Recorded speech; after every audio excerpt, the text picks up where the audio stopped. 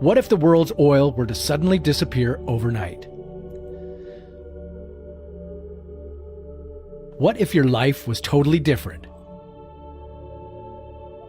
What if is a scary possibility.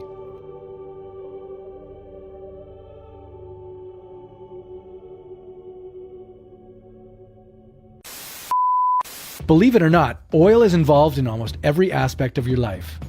Think of your morning routine. Your alarm goes off. What's the first thing you do? Whether your snooze button is old school plastic or new school electronic, it's been made with petrochemicals. And so is your toothbrush. And your toothpaste. Lipstick? Yes. Shaving cream? Absolutely.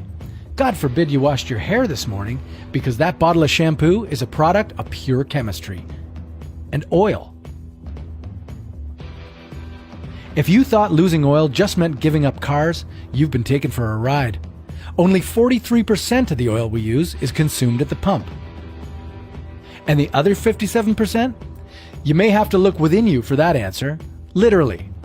The Centers for Disease Control tested humans for environmental chemicals and metals and found 212 compounds in their bodies.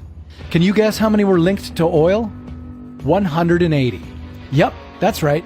Our lives, much like our cars, much like our world, rely on oil.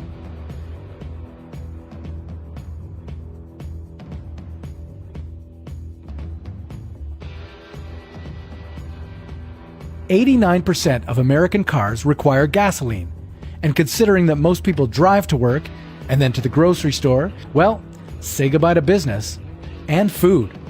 Most supermarkets are supplied by trains and delivery trucks that run on gas and diesel. Forget traveling overseas to see your relatives. 10% of every barrel of oil is used for jet fuel. The world's interconnected travel and trade routes would shut down. But hey, if you live in a city, chances are there'll be more available parking. If you don't live in a city, you're in luck, sort of, and only for a little bit. In 1 week, a lot of places would lose electricity.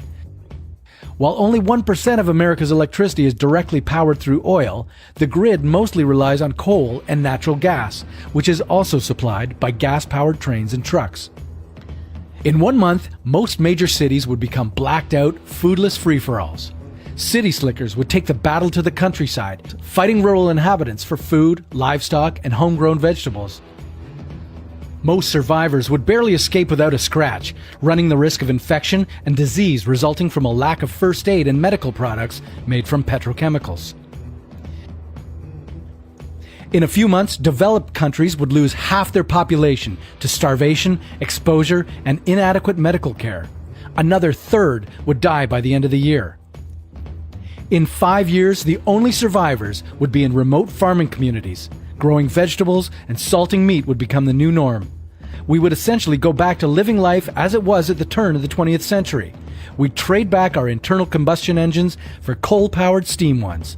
The world's population would shrink to about 1.5 billion. But if all went well after that, we could return to today's quality of life in roughly 400 years. But there's still one side of this story we haven't yet mentioned. There'd be no internet, and you wouldn't be able to watch this video. So share it while you can, with all your friends just in case. And join us next time on What If?